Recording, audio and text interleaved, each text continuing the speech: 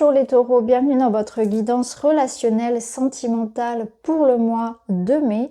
N'hésitez pas à aller voir votre ascendant, votre lunaire pour compléter la guidance générale. Je vous mettrai tout en barre d'infos. Je vais tirer les cartes devant vous et on se retrouve tout de suite pour la lecture.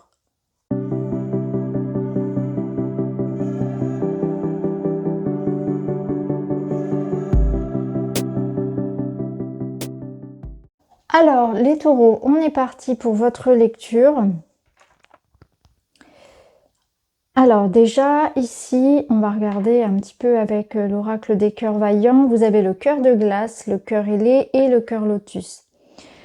Votre tirage ressemble un petit peu à celui des béliers, hein. Vous êtes peut-être en couple avec un bélier, c'est possible pour certains. En tout cas, il y a peut-être aussi du bélier dans votre thème.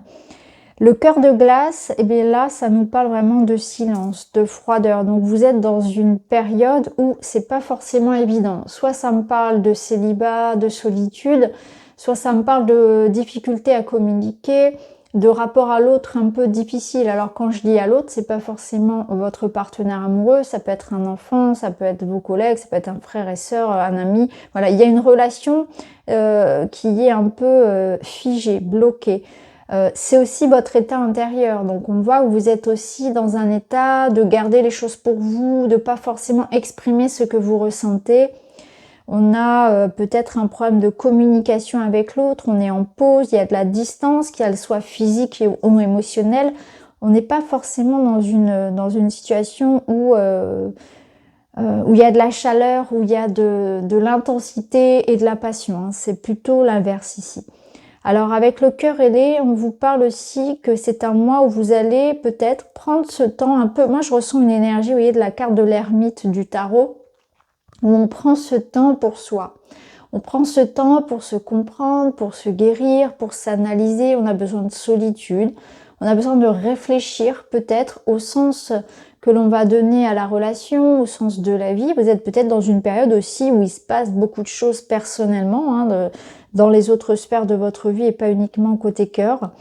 En tout cas, il y a aussi un développement très spirituel. Donc pour certains taureaux, on voit qu'au niveau spirituel, il se passe aussi beaucoup de choses. Vous allez beaucoup lire, méditer, peut-être faire des formations, mais aussi vous allez être très connecté à l'invisible, à vos guides, à vos anges, à, voilà, selon vos croyances, à la religion peut-être. Et il y a aussi cette notion de petite voix intérieure, d'instinct, d'intuition qui sera très très forte. Donc vous aurez aussi peut-être cette notion de savoir les choses, de ressentir les choses qui sera beaucoup plus forte que d'habitude, et ce qui est normal puisque vous serez plus axé sur vous-même, plus centré sur vous-même plutôt que sur l'extérieur. Donc c'est assez intéressant. C'est aussi une invitation à s'écouter ce mois-ci, et si il y a une relation qui ne fonctionne plus, dans laquelle vous n'êtes plus heureux, ça sera important de vous écouter, de ne pas subir, de ne pas avoir de culpabilité à partir, à rompre des liens, à vous isoler quand vous en ressentez aussi le besoin, à prendre soin de vous. Et peut-être que pour certains, on a aussi besoin d'un temps pour soi, tout simplement, de savoir jongler entre le temps que l'on passe avec ses proches, ses enfants, son couple, ses amis, etc. et aussi le temps que l'on garde pour soi, pour sa spiritualité, pour sa religion, pour son développement personnel.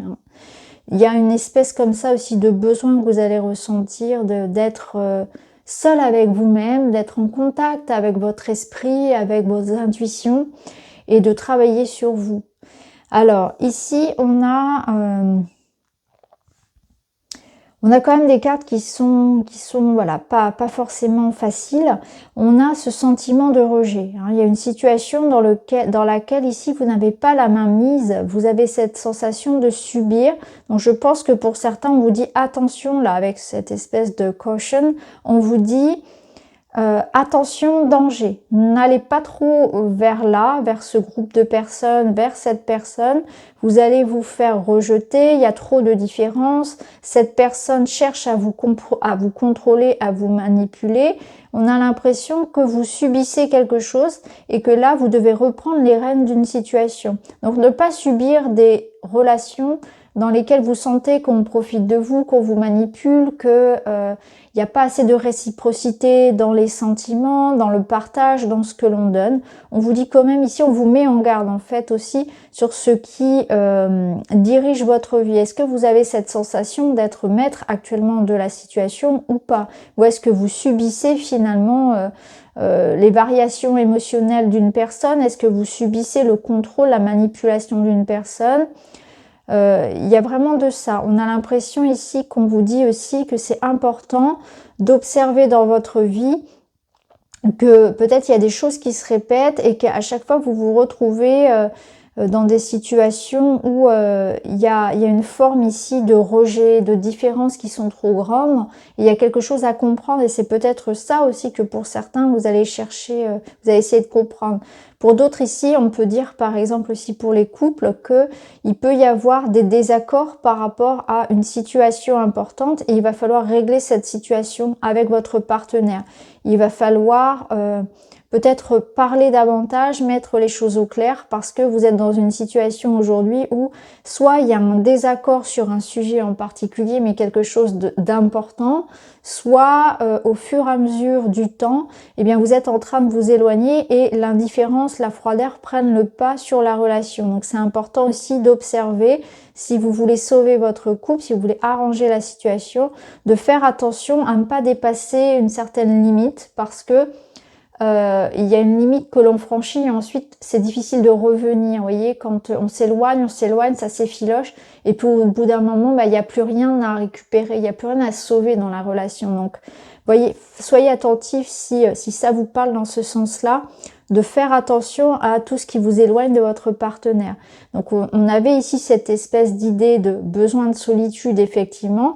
Après peut-être que pour certains c'est un petit peu extrême et c'est ce qu'on vous reproche. Voyez, voyez comment ça peut résonner pour vous. Alors ici on a pour certains une rupture, une séparation, un choix, un positionnement à avoir. Ça peut nous dire aussi qu'il peut y avoir une surprise. Tout dépend de votre situation finalement. Donc il peut y avoir une réconciliation, il peut y avoir le retour d'une personne. Avec le bouquet, ça nous parle soit d'une rencontre, soit d'une surprise, soit vraiment de quelque chose qui va ramener une harmonie. Mais ça peut être aussi une prise de décision salvatrice pour vous ou pour votre relation ici. Alors qu'est-ce qu'on a d'autre? On a le point de vue. Vois la situation qui te préoccupe sous un autre angle, car les blocages actuels te permettent de poser les bonnes questions. C'est un peu la carte du pendu. Ici, on vous demande d'observer, de prendre ce temps-là de réflexion, de pause justement, pour observer ce qui bloque, pour observer pourquoi il y a un froid, pourquoi ça bloque dans la relation. C'est un petit peu ce que je vous disais ici. Ça va permettre de remettre de l'harmonie. En faisant des choix, en prenant des décisions, il peut y avoir un retournement de situation, une jolie surprise, à condition d'analyser ce qui se passe, d'essayer de comprendre, de se remettre aussi en question. Alors ici, qu'est-ce qu'on a? Un esprit sain dans un corps sain. Lorsque je m'enferme dans mon corps, la souffrance s'installe. Dès que je lâche prise pour m'autoriser à m'aimer, mon état d'esprit change, je comprends que la transformation intérieure passe aussi par l'éveil de l'âme. Donc il y a un travail qui se fait, comme on l'a vu ici, spirituellement, mais au niveau de votre âme. Et là, ça nous parle aussi d'amour. On vous parle aussi d'être en connexion avec une espèce d'amour inconditionnel pour vous.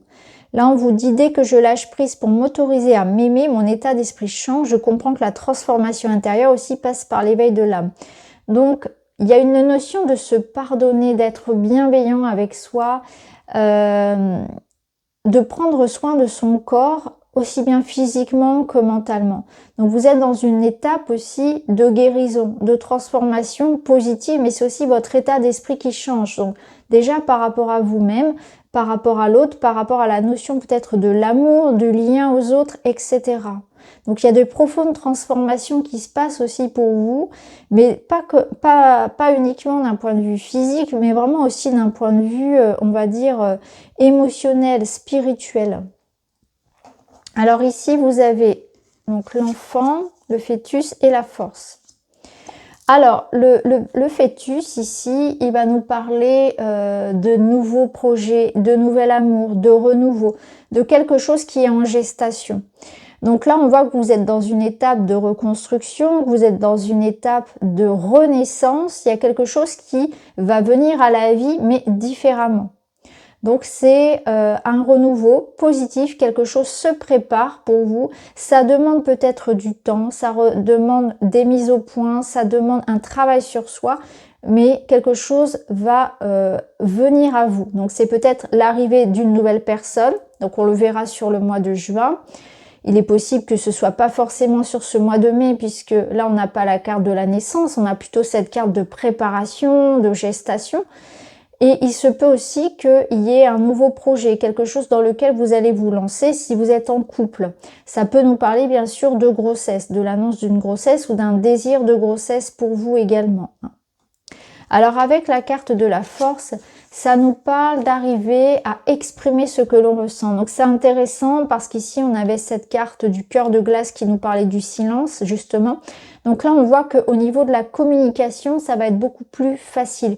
Vous allez moins tomber dans la colère, à moins vous emporter, vous aurez plus cette maîtrise finalement des événements, mais aussi plus cette maîtrise de votre façon de vous exprimer. Donc au niveau de la communication avec l'autre, ce sera plus facile pour dire ce que vous ressentez, dire ce que vous voulez clairement, pour vous imposer. Hein. Vous avez cette force, ce courage pour changer les choses, pour aller de l'avant, pour vous exprimer clairement, pour maîtriser votre émotionnel, c'est-à-dire ne pas renvoyer à l'autre la colère, etc. C'est comprendre cette colère, comprendre ce qui se passe pour ne pas la rejeter vers l'autre, mais la rejeter plutôt vers l'esprit, comprendre que ce qui se joue, hein, vraiment d'un point de vue aussi spirituel.